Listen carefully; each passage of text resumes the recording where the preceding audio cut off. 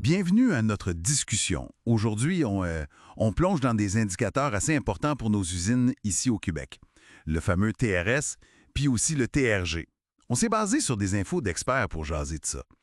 L'idée, là, c'est de démystifier un peu tout ça. Le TRS, taux de rendement synthétique. Le TRG, taux de rendement global.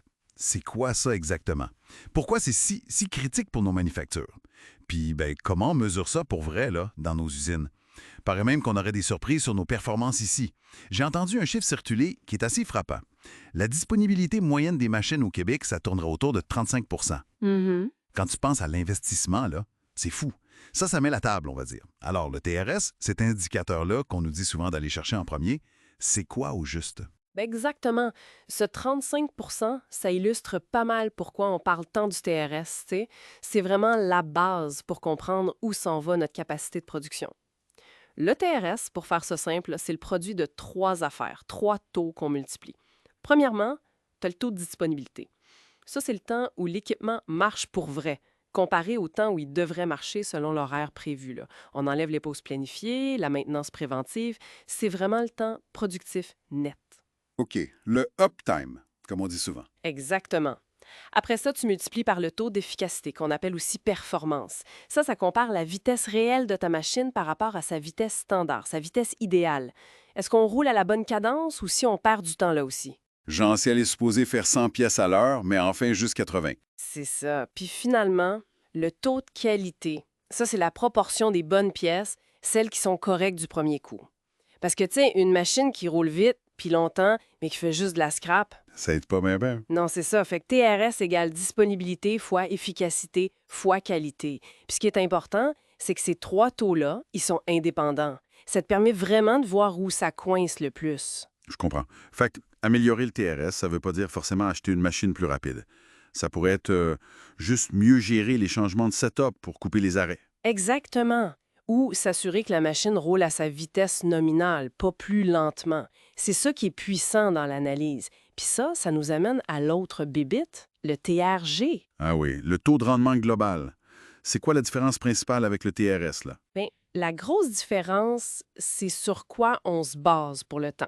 Le TRS, lui, regarde le temps qui était planifié pour produire. OK. Le TRG, lui, il est plus large. Il prend tout le temps disponible, mettons un quart de travail de 8 heures au complet ou même 24 heures sur 24, 7 jours sur 7, sans enlever les arrêts planifiés comme les pauses, le lunch. Ah, Fait que le TRG utilise le taux d'utilisation à la place du taux de disponibilité.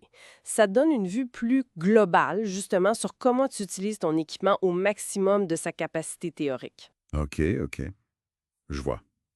Comprendre ça, TRS versus TRG, ça doit être pas mal important si on veut, mettons, justifier un nouvel achat de machine. Le TRG, il montre le potentiel total, même quand elle n'est pas supposée rouler. Tout à fait. Puis ça nous ramène à notre fameux 35 de dispo moyenne.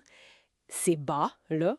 Ça veut dire qu'il y a une marge de manœuvre incroyable sur les équipements qu'on a déjà avant de sortir le chéquier pour acheter du neuf. C'est fou pareil. On parle potentiellement de millions en capacité perdue ou en revenus perdus chaque année pour une PME typique au Québec, tu sais, sans dépenser une scène en nouvelles machines. Le réflexe est souvent achetons plus, mais nos machines actuelles, souvent, elles dorment une partie du temps. Hmm. C'est sûr que c'est un enjeu mondial, mais c'est vraiment pertinent ici. Le TRS, ça nous aide à voir est-ce que le bobo, c'est la disponibilité, l'efficacité ou la qualité? Pour mettre nos efforts d'amélioration continue à bonne place. Puis ça s'applique où? Juste sur les grosses lignes bien automatisées? Non, vraiment, partout.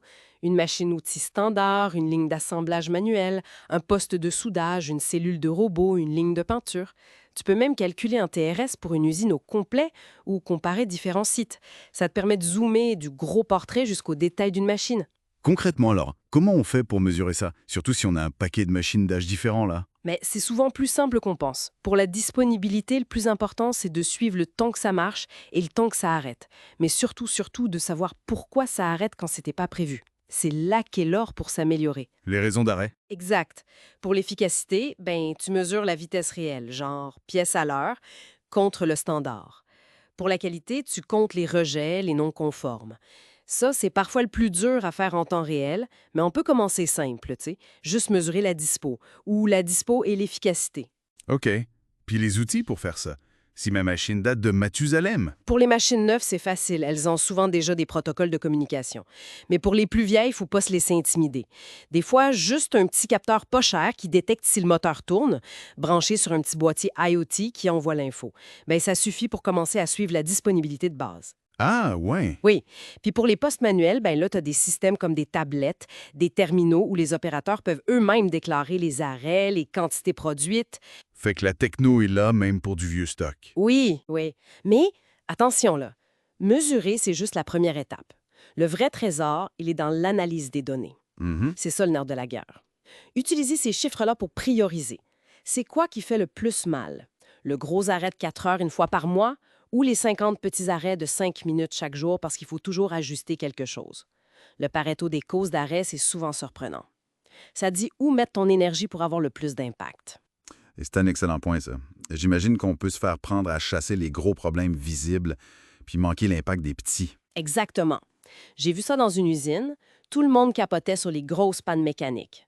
Mais l'analyse des données TRS a montré que c'était des centaines de micro-arrêts à l'emballage que personne ne voyait vraiment, qui coûtaient le plus cher au final.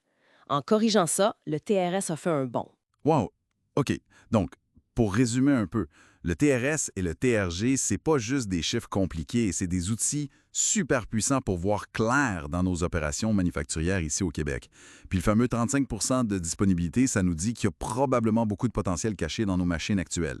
C'est ça. Mesurer la disponibilité, l'efficacité, la qualité, ça nous donne une carte pour savoir où concentrer nos efforts pour être plus productifs. Absolument.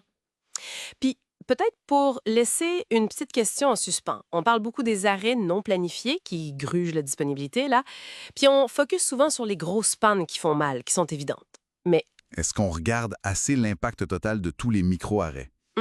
Ces petites pauses de quelques secondes, quelques minutes, qui ont l'air de rien, mais qui, bout à bout, pourraient être une énorme partie de notre potentiel perdu chaque jour, sans qu'on s'en rende compte. Ça mérite réflexion, je pense.